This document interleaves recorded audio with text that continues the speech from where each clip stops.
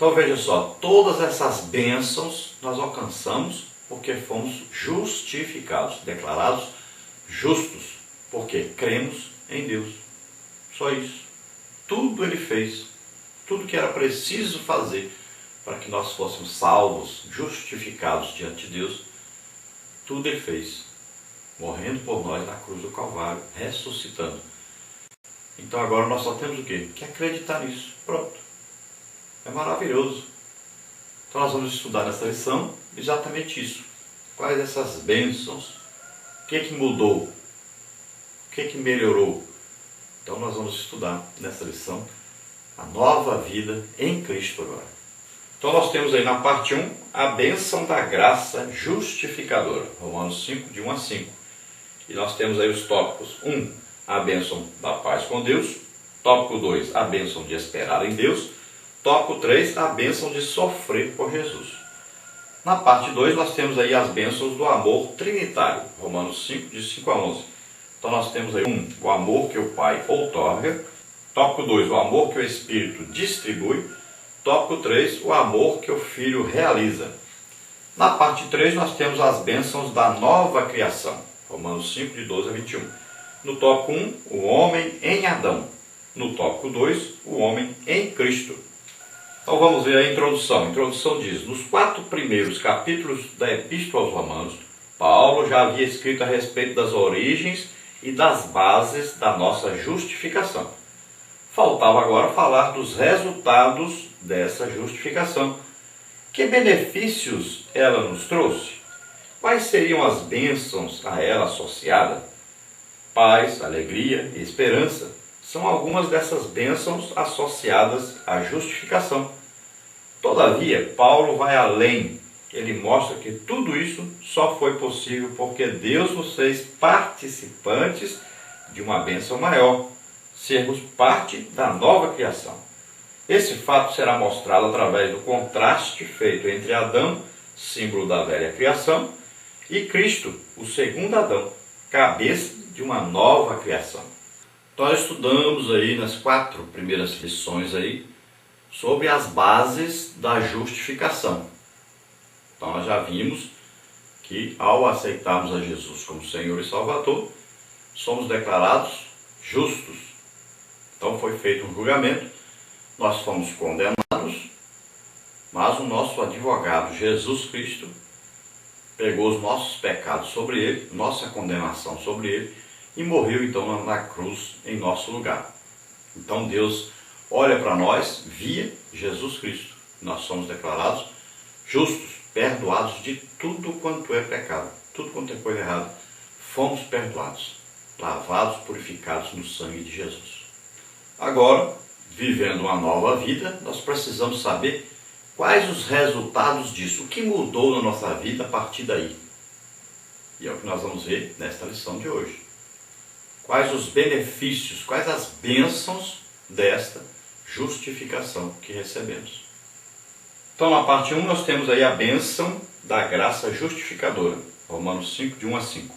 Tópico 1, a bênção da paz com Deus. Tópico 2, a bênção de esperar em Deus. Tópico 3, a bênção de sofrer por Jesus. Tópico 1, a bênção da paz com Deus.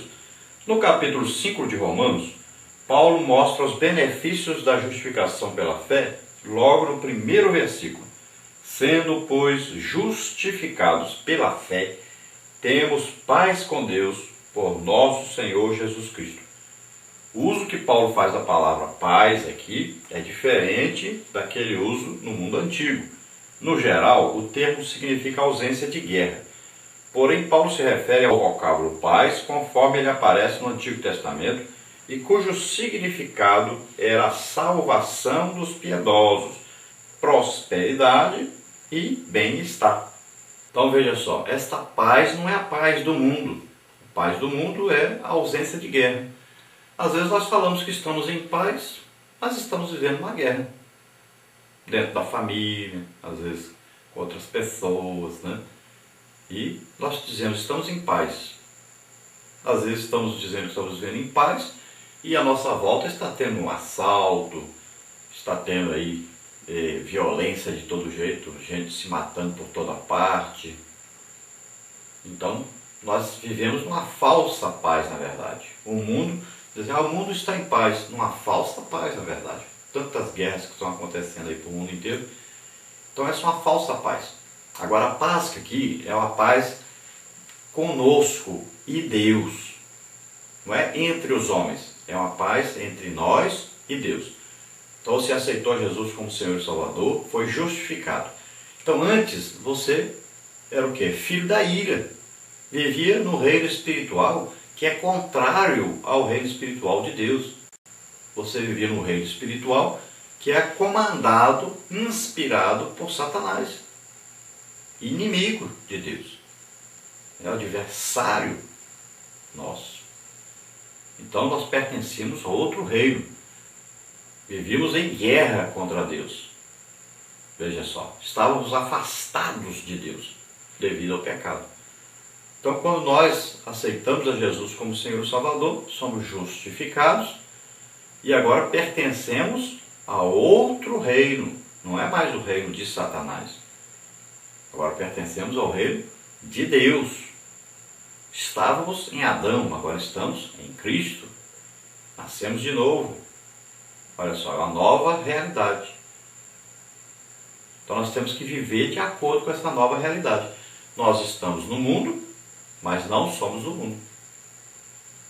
Veja só que coisa impressionante, né? Então nós estamos agora num reino diferente, um reino de Deus, onde aqui existem normas, existem benefícios, existem muitas coisas que são diferentes lá do mundo que nós vivíamos antes. Então o significado dessa paz aí é essa mudança de vida completamente. E é um novo viver, que implica em quê? Em salvação, em prosperidade e bem-estar. Infelizmente, a maioria não entendeu isso ainda. Tem gente que duvida ainda da salvação. Tem gente vivendo em pobreza extrema. Tem gente vivendo ainda sem nenhum sucesso, sem nenhum crescimento, sem nenhum desenvolvimento na sua vida. Porque ele não descobriu ainda que ele pertence ao reino de Deus. Deus é nosso Pai. Ele não quer ver nenhum crente passando fome, necessidade. Não quer ver nenhum crente aí com a inteligência, né, sem ser desenvolvida. Não quer ver nenhum crente pensando que não está salvo. Não, todo crente tem que ter certeza da sua salvação. Deve ter o seu sustento, deve viver de maneira muito superior que vivia antes. Uma vida tranquila, uma vida sossegada, uma vida que agora você tem paz com Deus, você conversa com Deus a hora que quiser, você fala com Deus, é de graça. Basta você se ajoelhar aí no seu quartinho e falar com Deus, fale tudo com Ele, conte toda a sua vida. Você tem um Pai amoroso que está disposto a te ouvir a qualquer momento. Toda doença que você tiver, procure um servo de Deus, ore por mim. Ele vai orar, você estará sendo curado na mesma hora, porque você pertence ao reino de Deus agora. E Deus não quer ver ninguém sofrendo, não quer ver ninguém doente. E acontece? É claro que acontece. Nós estamos num corpo material condenado à morte. Então esse corpo vai adoecer? Vai. Mas para isso nós temos servos de Deus que são usados por Deus para orar por você e você ser curado. Ah, vai acontecer você empobrecer? Vai. Mas nós temos a igreja que vai nos ajudar e nós não vamos passar necessidade.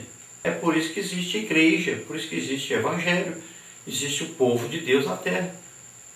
Ninguém que pertence ao povo de Deus pode passar fome. Ninguém pode aí ficar doente e não ter ninguém para orar por essa pessoa. Não, o Evangelho, ele ensina para nós. Jesus passava metade do seu tempo curando as pessoas. É por isso que nós estamos aí visitando as pessoas. Nós não estamos nem mais no nosso emprego, porque agora nós estamos num tempo integral para ajudarmos a igreja, para ministrarmos aí curas por toda parte. Jesus está curando Todo fim de semana nós oramos, Jesus cura mais de 100 pessoas. Estivemos agora, por último, na cidade de Teresina, na Igreja Assembleia de Deus, Missões, lá na sede. Então, Jesus curou 130 pessoas ali. Então, existe esse benefício. Agora, a igreja precisa acreditar nisso. Os professores da Escola Bíblica Dominical precisam acreditar nisso, buscar isso, para que eles possam ser canais de Deus para abençoar as pessoas. Nós precisamos, na igreja, orar pelas pessoas. Está escrito na palavra de Deus, está alguém doente, chame os presbíteros da igreja, unja o enfermo, o doente com óleo, em nome do Senhor Jesus. E o doente, se tiver pecado, será perdoado, e se tiver doente, será curado. Então nós temos que seguir o que está na Bíblia. Nós podemos ver Pedro, Paulo, orando por enfermos sendo curados, milagres acontecendo. Jesus passava metade do seu tempo ajudando as pessoas, curando as pessoas. Então nós temos que pregar o legítimo evangelho. Embora os manuscritos mais aceitos do original grego tragam a palavra tenhamos em vez de temos, os teólogos concordam com o argumento de Paulo que é paz como efeito imediato dessa justificação. Assim sendo, essa paz deve ser desfrutada aqui e agora.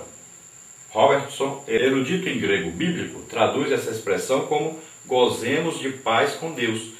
Portanto, uma paráfrase das palavras de Paulo ficaria da seguinte forma: já que fomos justificados por meio da fé, desfrutemos, pois, dessa paz com Deus. Deus tem paz para todos que foram justificados em Cristo Jesus e deseja que desfrutemos dela. Então, muitas traduções trazem a palavra tenhamos paz com Deus. Então, entende-se aí o quê? Que é uma coisa no futuro. Mas na hora que nós aceitamos a Jesus como Senhor e Salvador, imediatamente nós, a partir daí, temos paz com Deus. Então não existe mais a inimizade, foi quebrada essa inimizade, essa separação, era uma barreira que tinha do pecado separando Deus de nós, nós de Deus. O que acontece? Jesus removeu essa barreira, o pecado ele levou na cruz. Então nós somos ligados diretamente com Deus pelo Espírito Santo que mora em nós. Olha só. Então nós temos, a partir do momento que aceitamos a Jesus como Senhor e Salvador, temos paz com Deus. Podemos conversar com Deus a hora que quisermos. Tópico 2, a bênção de esperar em Deus. Antes de falar da bênção de esperar em Deus, Paulo fala como se deu esse acesso, pelo qual também temos entrada pela fé a esta graça, na qual estamos firmes e nos gloriamos na esperança da glória de Deus. Romanos 5:2. A fé do Cordeiro de Deus nos abriu a porta da graça. Observe o comentário que o William Berkeley faz a respeito desse texto. O próprio Jesus nos introduz na presença de Deus, nos abre a porta de acesso à presença do Rei dos Reis. E quando se abre essa porta, o que encontramos é a graça. Não condenação, nem juízo, nem vergonha, senão o intocado e imerecido amor de Deus. A porta se abriu para a esperança. No contexto de Romanos, esperança significa enfrentar o tempo presente com todos os seus desafios, porque se tem certeza quanto ao futuro. O futuro não é algo mais desconhecido, porque a fé em Jesus nos tornou participantes do seu reino. Então, através de Jesus, nós entramos para a graça de Deus. Olha só, a graça de Deus é o quê? É Jesus morrendo por nós na cruz do Calvário para que possamos ser salvos. Então, quando nós aceitamos a Jesus, nós entramos para essa graça. A graça já existia? Já. Jesus já morreu por nós? Já. Precisava o quê? Entrar para essa graça. Porque nós estávamos fora dessa graça. Nós estávamos em pecado. Então, quando aceitamos a Jesus, nós entramos para essa graça. Olha lá o que diz a Bíblia. Entrar e sair. Ou seja, nós entramos para o reino de Deus, saímos do reino de Satanás. Entramos para a graça de Deus, saímos para a vida de pecado, de desunião, de inimizade contra Deus. Agora somos filhos. Olha só, mudou tudo. Então nós saímos de uma situação e entramos numa situação 100% perfeita.